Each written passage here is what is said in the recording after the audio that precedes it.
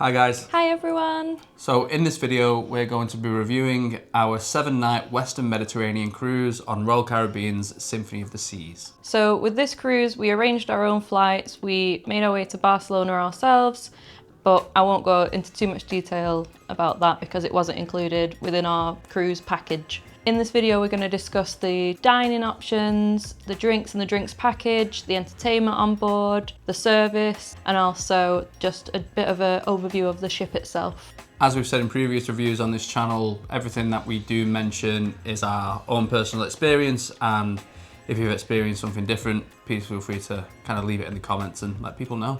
Okay, so firstly, just a few facts about the ship. Royal Caribbean Symphony of the Seas is an Oasis class ship, which means at the time of her being built, she was actually the largest cruise ship in the world. She's since been surpassed by other Royal Caribbean ships, but she's still very impressive. She has 20 restaurants and 13 bars on board, among a ton of other stuff that we'll cover a bit later on. Her maiden voyage was in April the 7th, 2018, and she has a maximum capacity of 6,680 passengers. Just to give you an idea of how long Symphony of the Seas is, she is 362 meters long, which means that you can probably fit over 3 football pitches in a length. So I would just like to mention as well, this cruise was our very first cruise that we ever took. So on top of it being an absolutely enormous ship, seeing it for the first time as we drove into Barcelona port was just amazing. Like, we couldn't believe what we were about to embark, really. It was pretty spectacular. Anyone who's sailed into Barcelona, you go over a bridge and then all of the cruise ships come into view, and other ships were absolutely dwarfed by Symphony of the Seas. Yeah, it was quite a sight to behold. When we got dropped off at the port, we handed our cases to the stewards, and then we quickly went through check-in, and we were on board so quickly, we hardly waited at all. We thought with the size of the ship, the amount of passengers, we were thinking, how long is this going to take? But it was honestly a matter of minutes, and we were boarding Symphony of the Seas, and I'll never forget just it properly coming into sight as we got to the top of the stairs. It was like, whoa.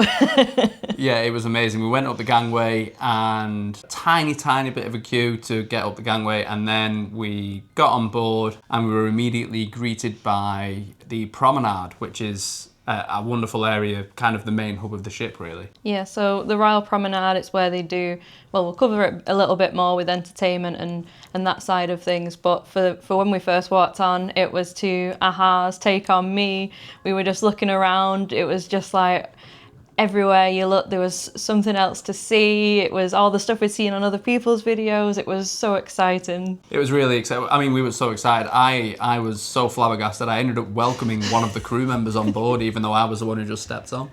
Yeah, it was really fun. After stepping on board, we completed our muster drill, which was literally just checking in with one of the crew members and scanning your card. You actually watch a safety video on the app before you get on board. And once we'd done that, we decided to head up onto the pool deck. Yeah, so when we got onto the pool deck, there was a Caribbean band playing, which was really setting a great atmosphere.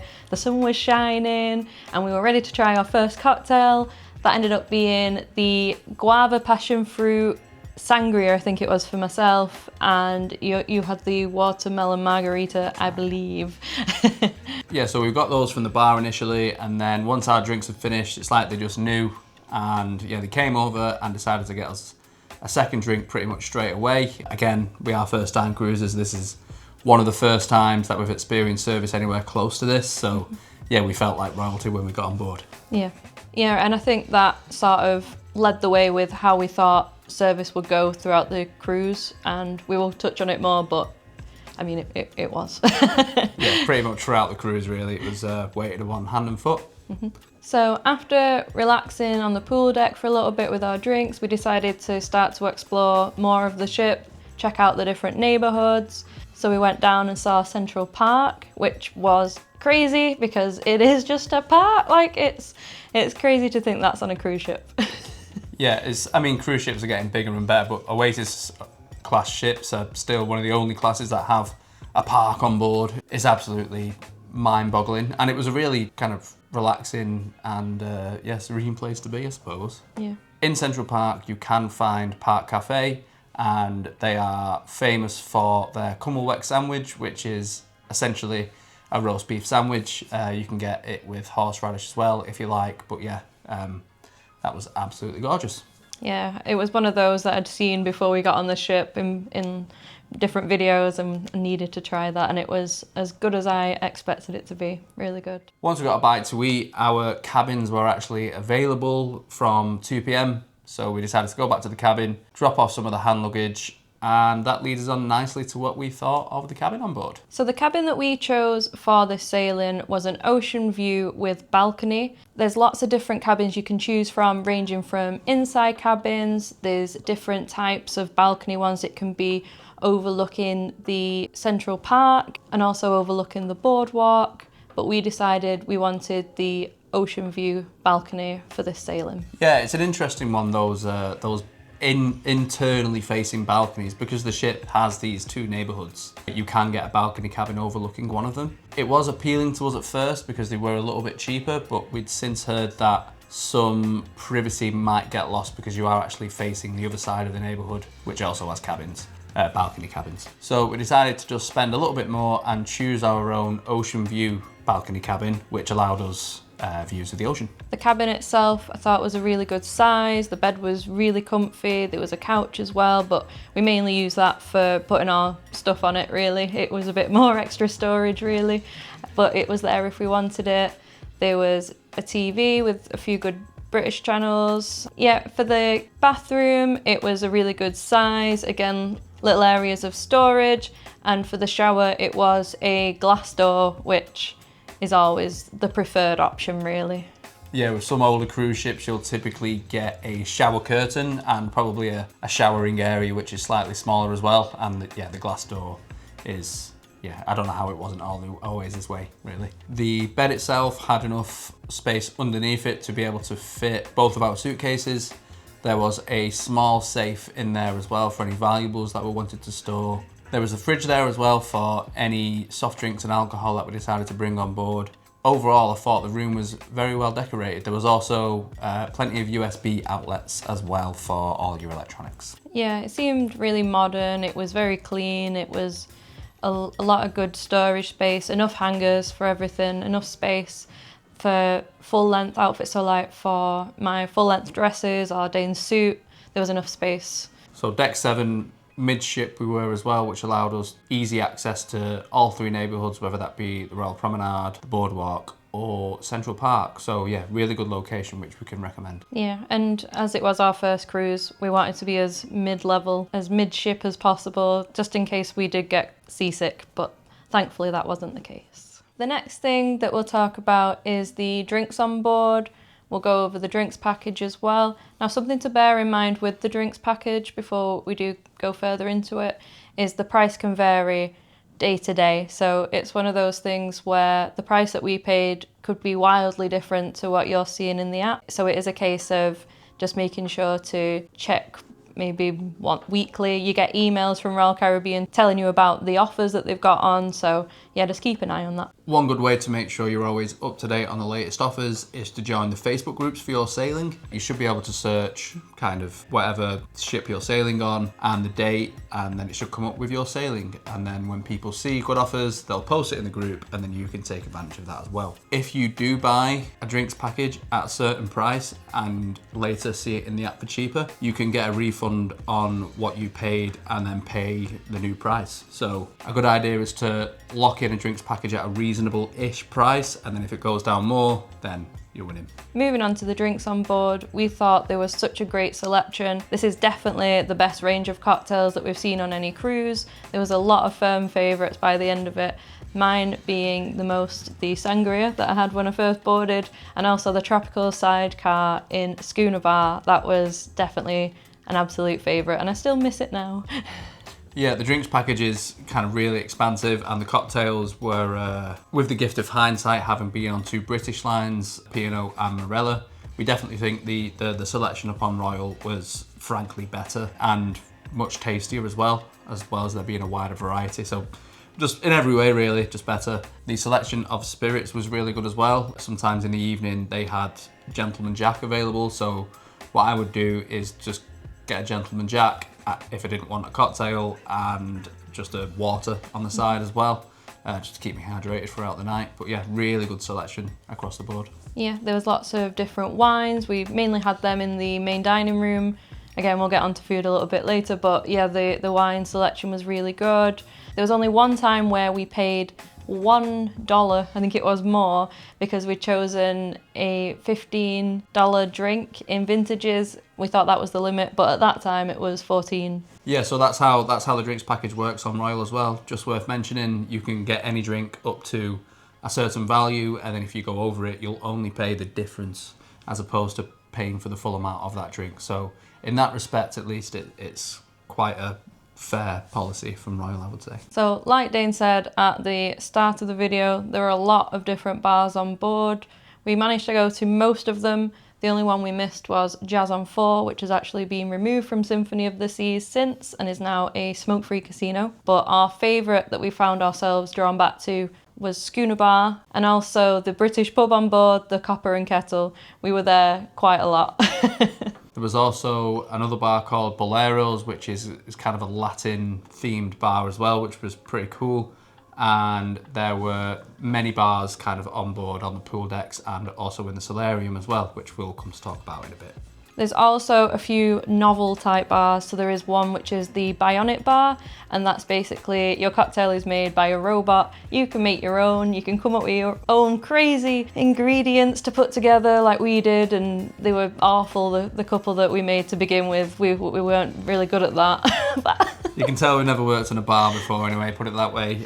If you are interested and you happen to see this, I'm not even sure if it will be available, but if you can see the Rip Ride vlog it, have a go with that, and yeah, let us know how much you regretted your choice. Yeah, we also made our own separate ones, Rip Ride Laura It and Rip Ride Dane It, and mine was even worse than the original one, so yeah. I played it safe. I just went for a coffee vodka and it was all right. It was all right, to be fair, but that's only because I bottled it and played it safe. Saying that though, we went there quite a lot. Sometimes we just got the ones that were programmed in, so we trusted them a bit more than ourselves by the end of it. But I just loved watching the robot make the drinks. It was really cool. At the Bionic bar, you also scan your CPAS card to get your drink. That has all your information on it. So what that allows them to do is have like statistics on a board which you can read out, you know, what spirit are people getting based on what age they are or where they're from, or, you know, what are the most popular custom-made cocktails that other people have entered into the system. That stuff just really interests me, so I just spent ages looking at that. Another novel bar, and also a bit of a mode of transport, is the Rising Tide bar. So that started on the Royal Promenade and took you slowly up to Central Park, so that was a bit different as well. You just got to move throughout the decks. Yeah, you kind of step onto a platform, don't you, and then they'll close the doors when you're ready to take off, and yeah, it'll go take you slow to Central Park, which is really cool. And stepping out onto Central Park at night from there as well is lovely. So yeah, a lot of, I don't want to say gimmicks, they're all really, it's stuff you've not seen before, and it was cool to interact with them. Yeah, I liked it. And then there's some more sort of your standard bars, I guess, where they'd have live entertainment. Again, we'll get more into that later. Other bars such as On Air, Dazzles, Playmakers in the Boardwalk, which is also a bit of a sports bar. To be honest, just you're spoilt for choice. There's loads. There's so much to do, and on a 7-night sailing, I, to be honest with you, thought we did well to get around everything that we did. Yeah, I really enjoyed the selection of bars on board. So the total price that we pay for the drinks package for 7 nights for 2 people was £452.50. That price consisted of £577.50 for the package itself, which we then discounted £125 of onboard credit, which despite its name, you can actually use to pay for experiences in the app before you get on board. There were also a couple of bars that we didn't go to that were inside some of the speciality restaurants on board, and that is what we're going to talk about next. So just to clarify, what we mean by speciality dining is any dining experience on board that you have to pay a surcharge for. In total, there are 10 speciality dining restaurants on board. They range all the way from kind of hibachi and sushi, all the way to kind of fine dining American cuisine in 150 Central Park. And yeah, kind of Italian steakhouses. There's a seafood place as well called Hook Seafood. There's so much choice on board. So the speciality dining that we chose to go for was Wonderland, firstly. which was an Alice in Wonderland themed experience. It was a bit like sort of fine dining, but wacky, quirky, very unusual, very interesting themed setting, but it was quite an elevated menu in its own unique way. Yeah, I would agree with that. It was kind of almost kind of edging on kind of experimental. It was all kind of weird and wonderful. There was thematic menu choices based on earth, fire and water, I think. There's probably air in there as well, just to top off the 4 elements. But there was also character dining. So the Mad Hatter himself was just walking around, just saying hello to you. Yeah. It was quirky as well. To begin with the menu, you had a paintbrush and water, and to reveal the menu, you had to paint the paper to see what the options were. So even just starting from that. Oh, and to actually get into the dining, they said we have to follow Alice through the rabbit hole, and we went down the stairs. But they said don't fall, and thankfully we didn't. Yeah, the theming was top notch. I really can't complain about the theming. What did you think of the food itself? So I'm quite a picky eater. If you've been watching us for a while, you've probably noticed a little bit of that, and I have mentioned it. So it is a little bit out there for me to try pretty much any of this. So it was a bit out of my comfort zone. I'm glad I've tried it once, but I probably wouldn't have it again because, like I say, it's a bit out there for me. But I enjoyed the theming. I love Alice in Wonderland, so I was glad that we were there. To be fair, one thing you did really like was the short rib. Oh, that's true. The short rib was very good. And just to give you an idea of how out there it is, there was one dish which was just an egg in a nest, which in the nest was like, I can't quite remember. It was almost dried pasta that it was made of. Someone else can correct me in the comments there. I can't quite remember, but it was all very kind of, weird and wacky and unusual, and yeah, it was quite an experience. I'm also not sure if I would do it again personally. I actually like the menu, but the whole character dining thing for me, I'm really bad at kind of, doing interactions like that. If anyone's done character dining before, like for example at theme parks, you love it or hate it, I think. One thing I did want to mention as well, for Wonderland, like I said, that they had a bar in the restaurant as well. There was speciality cocktails for that restaurant, and the good thing was they were included in the drinks package. Now, I think it could have been quite easy for them to say, oh no, it's an upcharge for the speciality ones, but no, they were included as well, and we tried a few of them and they were all very good. The next speciality dining restaurant that we went to is Chop's Grille. Now, Chop's Grille is a steakhouse which is actually available on every single Royal Caribbean ship. As we walked in, we were greeted to a really kind of nice romantic setting, I would say, and we could choose from starters and soups, main courses and desserts. Chop's Grille was in Central Park as well, and we had a window seat looking out over Central Park, and I really liked our seat here. It was a really, really great view looking out at the park. It was a nice setting. We didn't feel too close to anyone else. It was, my first impression of this place was great, and it smelled amazing walking in, so couldn't wait to order. Yeah, as we ordered, our server was absolutely fantastic. He actually allowed me to get 2 starters instead of a starter and a soup, which was great. I think he did. I think I did that too. Yeah, so yeah, top marks there really. We've since learned that that's a little bit part and parcel of the cruise experience, but still, at the time to us as first time cruisers, it was just excellent.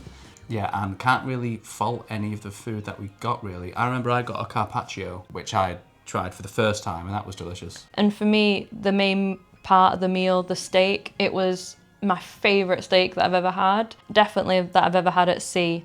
So yeah, I can't wait to try Chop's Grille again. We ended up falling in love with this Argentinian Malbec that they had on board as the cruise went on. So by the time we got to Chop's Grille, we knew exactly what to get, and that was delicious. I was so stuffed I didn't even want any dessert, but they just brought one out anyway because it's included in the fare. Forgot about that. That was a fun touch. Our waiter was amazing, really was. And I had a key lime pie, but it was like our meringue. It was a pretty extravagant looking dessert, to be honest, and I could eat that again right now. Another speciality dining location, which wouldn't really call a restaurant, but is Playmakers, which is the sports bar on board. You can get paid for kind of bar snacks to enjoy with your drinks, watching the game or whatever you decide to do in there. We decided to go for the Tower of Onion Rings, which it really is a Tower of Onion Rings. They were delicious. They also did some cheesy fries or cheesy chips. And finally, which is one of their highlights on the menu, is the campfire cookie. I'd been looking forward to trying that for so long and it didn't disappoint again. It was so good. It was like s'mores type, like toasted marshmallow on top of a... Yeah, it was like a chocolatey cookie, I guess. Yeah. Oh, it was so good. Yeah, so thoroughly enjoyed our time in Playmakers. And finally, we paid for a meal at Johnny Rockets. So Johnny Rockets is the American diner on board. So that is a set price for a 3-course meal. It was so filling, like it pretty much ended our night how full we got that particular day. It was excellent, really. I mean, I got a burger and fries, but they were delicious. Just a simple kind of burger done really well, as opposed to something with a lot of bells and whistles on it. Thoroughly enjoyed it. Also, my dessert was the apple pie, and that was amazing. The crust on it was so good. Yeah, it was a much better meal than I was expecting, if I'm honest, and the price was pretty reasonable. One thing I really appreciated when we were at Johnny Rockets as well, our server, he said if we wanted an alcoholic drink, then he'd just go over and get it from Playmakers for us, and I just thought that was unexpected and just really kind, and yeah, I just thought I needed to point that out. Yeah, just another example of, again, we'll come on to it later, of fantastic service. As well as being an upcharge restaurant in the evening, Johnny Rockets also offer a free breakfast, so we'll come on to the included dining options now. As I say, Johnny Rockets for breakfast is completely free of charge, and they actually do a dance when they open. All of the people who are working at Johnny Rockets, they do this kind of opening ceremony dance. It's quite fun to watch, really. Yeah, I had eggs my way, but they weren't my way because they didn't ask me how I wanted them. They were eggs their way. Yeah, eggs whatever way you like. And yeah, like I say, I think I got hash or something like that, like a chorizo hash maybe. I don't quite remember, but I remember being very satisfied about the meal after Johnny Rockets. They also served fresh coffee as well, fresh off the press, which was lovely. Yeah, can't fault Johnny Rockets either in the evening or in the morning. So next we'll talk about the main dining room on board. Now I do believe these were just called the main dining room and they were on different floors. We went to a separate one because we were on My Time Dining. Now that meant we didn't have a set one like they have the early and the late. We had that we could go at any point. You could book a time, but if they didn't have the time that you wanted, you could just go and queue up and basically wait your turn. So because of the size of the ship, the main dining room itself is really expansive. So we actually went to the main dining room twice. And I would say the first time we went, we thought the meal was okay, but the second time we went, we thought was absolutely fantastic. The second night, we had a little bit more space between us and the tables near us, which allowed us a bit of privacy, and the food itself was just a little bit better on the second night, I think. Yeah, that's also when we bumped into Lucas, who was one of the assistant waiters there. He put us onto the Argentinian Malbec because it was a shameless self-plug. He was Argentinian and that's why he recommended it, but it was a fantastic recommendation. Yeah, so that was on our formal night, and yeah, it was nice to see everyone dressed up, and it just felt special in the main dining room. Really appreciated the service in there, and yeah, much preferred my meal to the first one. Yeah, my first main meal in the main dining room, the meat was a little bit fatty, so it was okay, I just ate around it, but my second meal was far superior. I think it was French night, and I really enjoyed it. I think I had chicken cordon bleu. Yes, you did, that rings a bell. That was actually the first time that I tried escargot as well, snails and kind of a garlic sauce, and that was great. Yeah, I was really put off by it at first, but loved it. Yeah, it was a great meal. So with the main dining room, the setting, it was very nice, very grand, very fancy. The one thing we thought, now that we've done a few more cruises, is the lack of light coming in. There's no windows, so it did feel a little darker than what we now know we do quite like, having all the airy windows. Yeah, it just allowing a little bit more natural light in would probably help it out quite a lot. So in addition to the main dining room on a ship, there's typically a buffet. Now on Symphony of the Seas, there are actually two separate buffets. There's the Windjammer buffet, which is the main buffet located on the top decks of the ship. That had such a wide variety of options to choose from. Yeah, it's the best buffet we've ever had, and it still is to this day. Nothing compared to that. It was always fresh. There was always loads of different choices. It wasn't just the same stuff repeated around the place. It was all different stuff. It was, yeah, you could always find something you'd like in there. Yeah, kind of make it yourself burgers. They had live cooking stations there. Just the vast array of choice that there was at this buffet, because it's serving so many people. It was excellent. Really can't fault it. Yeah, anyone who's been on P&O Morella before, but maybe hasn't done Royal Caribbean, I mean, this one was it was better.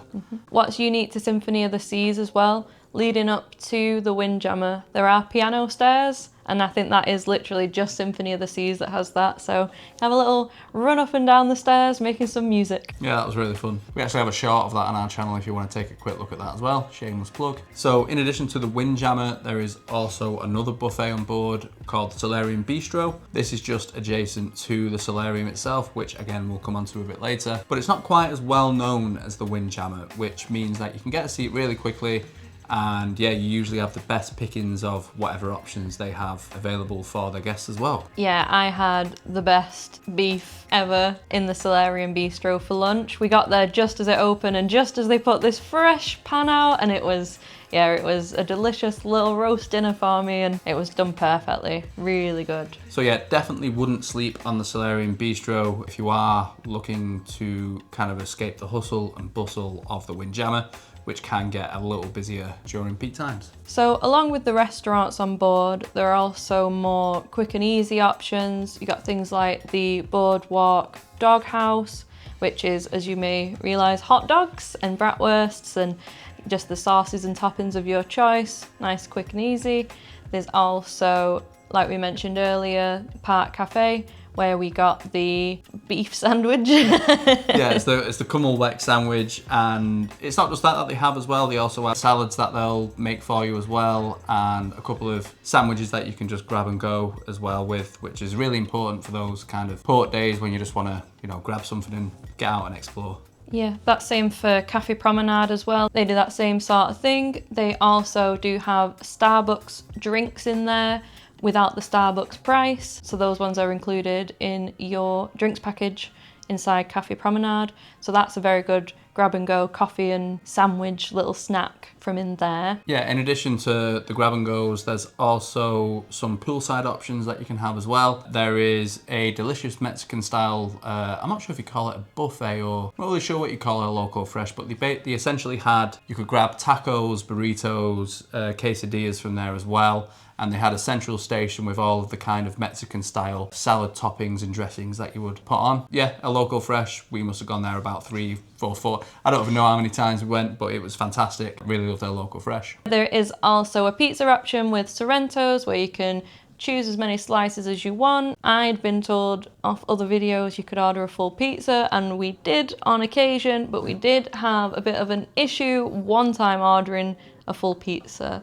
So I don't think I'd recommend doing that. I think I'd just say, can I have 8 slices of that, please? And I think that would probably be less issue. Yeah, just bear in mind you might have to wait a bit longer if you're trying to get a full pizza. Yeah, it could have been handled a lot better, I think, by the crew member. That being said, it was kind of peak time that we were grabbing it as well. So, you know, it is what it is. But yeah, fresh pizza, and it's very good too. And they've got a bunch of ranch, which we can't get here in the UK. So we apply it liberally when we can. Finally, on the included options, there is an ice cream station where you can get vanilla or chocolate soft serve ice cream. Or swirled, like we got. There's also paid for ice cream options, but we chose the free one. It was included, why not? Just before we move on to entertainment, if you have enjoyed this video so far and you like this kind of content, please do feel free to give this video a like or subscribe to watch some of our videos in the future. So moving on to entertainment, we'll start with the daytime. We'll have a look at what we did personally and also what's actually on offer throughout the ship as well. So it might be the facilities that they've got on board as well. Now they do have trivia mainly in the evening, but there are also afternoon quizzes. A lot of the time that was in the Schooner Bar or Boleros for the afternoon trivia. They had a few different things on the pool deck. They had live music playing quite frequently. There was at one point the sexiest man competition, which I won't forget in a hurry. That was a bit different. Yeah, loads of activities you can do kind of on the pool deck. Some of the more unique things you can do as well.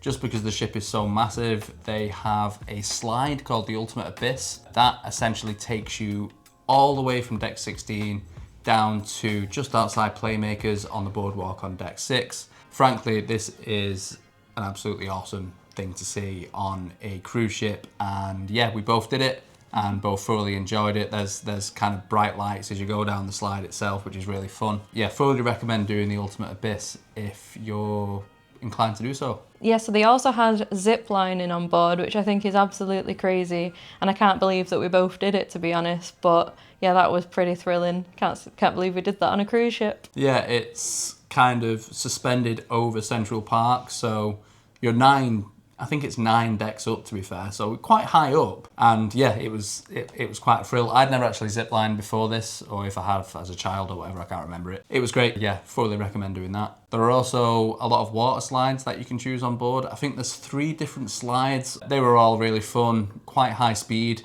Considering we were on a cruise ship, it was any water slide you can get on a cruise ship is great. I'm not a big fan of water slides, but I made myself do at least one of them just to say that I had, because again, felt quite novel. It was, and yeah, it definitely helps break up kind of the day of, chilling on the pool deck, I'm just going to jump on the water slide whilst I'm on board. It's crazy. Another thing that we didn't quite get round to doing is the flow rider. It's a place where you can kind of surfboard and bodyboard. It's kind of a wave machine that you can, I think there are select sessions that you can join to do it, and yeah, didn't get round to doing that, but do want to get round to doing it on Allure of the Seas, which, by the way, we have a whole vlog series coming up on Allure of the Seas soon, so subscribe for that as well. They also had mini golf on board, which was a lot of fun. We did that once, and it was quite a good course. I like the word novel, it seems, but yeah, it was quite well themed.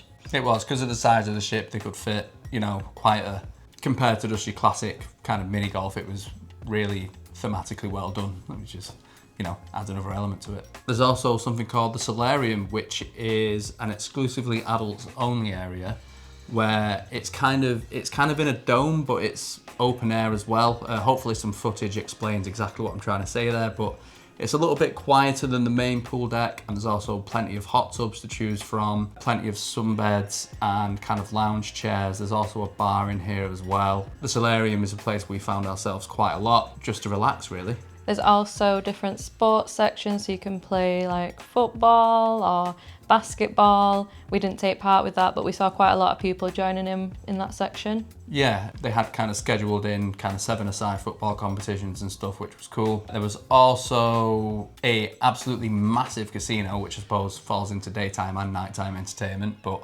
yeah, that was actually not smoke-free, which was something which we weren't really used to. I don't remember the last time I've been inside a building and smelt stale smoke in the walls, but yeah, it's a smoking-friendly casino which you can go to. It occupies an absolutely huge section of one of the decks on board, so yeah, you're all covered there if you want to flutter a bit of cash. And they do also have arcades at Playmakers, so again, that's a paid-for activity, but if you want to have a few games, that's where you need to be heading. In addition to all of the fun that we had during the day, there was also a plethora of nighttime entertainment that was available to you. The entertainment on board Symphony of the Seas really was second to none. They had a Broadway show. They had Hairspray, and it was amazing. We watched it on formal night, and it was just perfect. It's one of my favourite shows anyway, and it was spectacular. You felt like you were at a theatre on land. You definitely didn't know you were on a cruise ship for that. It was spectacular. It was amazing. Like, the fact that they brought this production on board a cruise ship really blew my mind. Like, we like, kind of musical theatre, and I think this show has actually helped us probably go to the theatre a little bit more since coming on land. It was just fantastic. They also had another show on there called Flight, which admittedly wasn't as good as Hairspray, but was still great. Like, it was still really well done, kind of covered the history of aviation. Yeah, that was just really fun. And it still felt like it had a story behind it, good songs, good choreography. It felt really professional. It felt like a lot of money had gone into it, to be honest. It was, yeah, really good. In addition to some of the Broadway shows, there was also an aqua theatre. The show on board Symphony of the Seas is called Hero, and it's kind of a Japanese themed water show, and it was brilliant. There was kind of trapeze and tightrope artists, really well choreographed. Yeah, really spectacular show, to be honest. Yeah, it's one of those that's not to be missed, really. Different than most other shows that you'd see anywhere, and some really impressive stunts, and yeah, when there's one part where they're like, 2 people walk, one's like a shadow basically underneath. I'll put a bit of footage in here just to sort of They're walking on top of each other almost. Yeah, that there will be footage there. Yeah, it was a sight to behold, and would recommend anyone see Hero if they can. And in addition to the aqua show, there was also an ice skating show on board as well. That was kind of themed. It was, I believe it was somebody who'd robbed a diamond or potentially an important jewel, and they were time traveling across different kind of periods of time and across different places around the globe as well. So it was interesting to see how they interpreted all the different cultures that they incorporated into the show. Yeah, so that show was called 1977. There was another show called Ice Skate, but we didn't get to see that one. I can't remember if that one was cancelled and they did another show of 1977, or if we just didn't manage to get round to it because there was so much going on. There's just too much going on to do in a week, honestly. Yeah, it's worth mentioning as well, Symphony of the Seas had different themed nights on board. So there was formal night, as you usually get on a cruise ship, but there was also kind of a more smart casual dress to impress. There was also a Caribbean night and a white night as well. Be sure to check your app before you get on board, because we did come across quite a few passengers who hadn't, packed for the different theme nights on board, and they were sad to miss out. Along with the clothing theme nights, there was also 80s night, 70s night, along with white night, it was sort of reggaeton themed. It was always on the Royal Promenade. The cruise director, Eric, was always up front and centre, joining in with all the entertainment. It was always a fantastic night, really fun. And I should say as well, along with that is the midnight balloon drop on the first night that you get on board, and that is also pretty crazy. Lots of music playing, there'll be a live band, and yeah, just madness really. Bit of a conga too. Absolutely, yeah, there's just loads going on, and that's in addition to stuff you would typically find on a cruise. So, your pianist in the Schooner Bar, some live acoustic music in the pub, kind of, themed quizzes throughout the night as well. There was a nightclub, I believe, on deck 4, and there was also sometimes late night kind of disco on in the Solarium upstairs as well. Yeah, pretty much every venue had something else. So we went to On Air for the trivia as many nights as we could. There was karaoke in there as well. In Dazzles, they also had live performances. In Boleros, they had salsa dancing. I think they had lessons, and then you could showcase what you'd learned later on. There was just so much, absolutely everywhere you went. Central Park, like we said, there'd be music, a guitarist up there, playing up there. There was, everywhere you look, you'd find something. So depending if you wanted to see a show, if you rather take part in dancing, if you wanted to just listen to some chilled music, there was something for everyone. It was incredible, the wide variety of things you could do on board. And it just leaves you never ever wanting. The entertainment was just out of this world. So next we'll talk about service in a little bit more detail. We have touched on it a little bit earlier on, and yeah, it was pretty amazing, to be honest. There was only one time where I had a negative experience, and that was literally once, and the rest of the time was spectacular, which is why that bit stood out to me a little bit, because it shocked me, because I was like, oh, this is different than I've been experiencing. But apart from that, absolutely, hands down, incredible service. Yeah, can't really fault it, to be honest with you. You were waited upon hand and foot. That anyone was happy to speak to you. I remember speaking to Flavian quite a few times in the Schooner Bar, which is where we were a lot, to be fair. And yeah, so many other fantastic people on board. Lucas in the main dining room, who we also saw later on, I think in Vintages, although I can't quite remember. On the very first day, there was Dylan. He was the one who brought us the drinks. And I must say, this is the first cruise and only cruise where we've properly had our drinks brought over to us. And at times they did cute things like making a heart out of the straw paper and a little flower out of a napkin. And we had towel animals from Jeffrey, our cabin steward, who was incredible. Oh, Jeffrey was amazing. Yeah, we were really lucky with our cabin steward. He was fantastic. Yeah, I can't fault any of it. We've since sailed with 2 other cruise lines, P&O and Marella, and it rivals. I was coming into this video fully expecting to say that Morella's service was better and more genuine, but thinking back at it, they were on a par. Yeah. They were very much on a par, Royal Caribbean and Morella. Suffice to say, they were both absolutely fantastic and didn't have, other than what you've mentioned, a single problem with any of it. It was fantastic. So with all that being said, all that fantastic stuff you can do on board, the amazing drinks, dining and entertainment you can do. How much did we pay for this cruise and would we pay it again?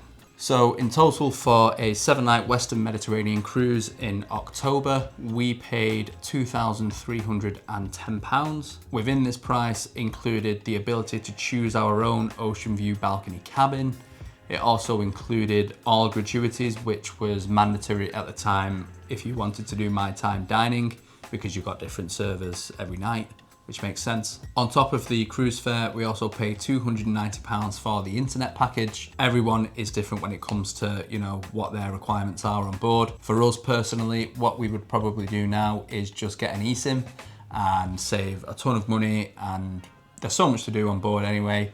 Unless you actually need that internet access for work or any other reason, I would recommend probably not purchasing that myself. We won't talk about how much we paid for the excursions because they differ wildly from sailing to sailing depending on where you are in the world, and speciality dining itself also changes a lot with special promotional offers that Royal Caribbean do. So again, keep checking the app. What I said before about the drinks package where you can rebook at the cheaper price also applies to the speciality dining. So yeah, keep your eyes peeled. So with all that being said, would we do Royal Caribbean again? Yes, and we are. You'll see it next week if you're following along. We are going to be on board Allure of the Seas, and we really can't wait. It's just after its amplification, so we'll see what's been added, and yeah, we'll take you along with us. We can't wait for it. And just going back through our Symphony of the Seas videos and just looking back on it, the memories, I really can't wait to get back on board a Royal Caribbean ship. And to be honest, I would do Symphony of the Seas again because I think she's a great ship. Symphony of the Seas was an absolutely fantastic ship and was actually voted the favourite ship among Royal Caribbean sailors out of all of the Oasis class ships, which is an amazing feat considering some of the slightly newer ships have, you know, a few more bells and whistles, even more than what we've spoken about, but Symphony felt fantastic and yeah, would grab the opportunity to go on board again in a heartbeat, really. Mm-hmm. Yeah, it was amazing. There was so much to do and you just were never bored and you were always full. The food was amazing, the drinks were amazing, the service was amazing, and it's great to bring it all back actually. And yeah, I hope you can see that through this video as well. Just, we are pretty much reliving it again. Yeah, and honestly, if you've seen, you know, our vlogs or our reviews of other things that we've done, we're not all just like, you know, oh, everything's fantastic all the time and, you know, never actually discuss when anything's bad. But that is genuinely how we feel. Mm-hmm. Like, this is a purely honest review. Apart from the one moment in Sorrento's that you experienced, there really wasn't anything bad about this at all. So yeah, hats off, an amazing cruise. Like I say, this does represent our personal opinions and appreciate that everyone's experiences differ. So if we've forgotten something that you think it would be useful for people to see, or if you have a question for us that you might want answering, please do feel free to pop them in the comments, because we welcome the comments and we welcome the discussion that people can have regarding Symphony of the Seas, because it was, yeah, if we can help anyone, that'd be great. And I'm just happy to talk about it for a bit more, to be honest. So yeah, drop us a comment, happily. Have a chat about Symphony of the Seas. And with that being said, everyone, if you have liked this video, please do feel free to give us a big thumbs up. And do subscribe to the channel for our future videos as well. Thanks for tuning in, guys. Thanks for watching. Bye. Bye.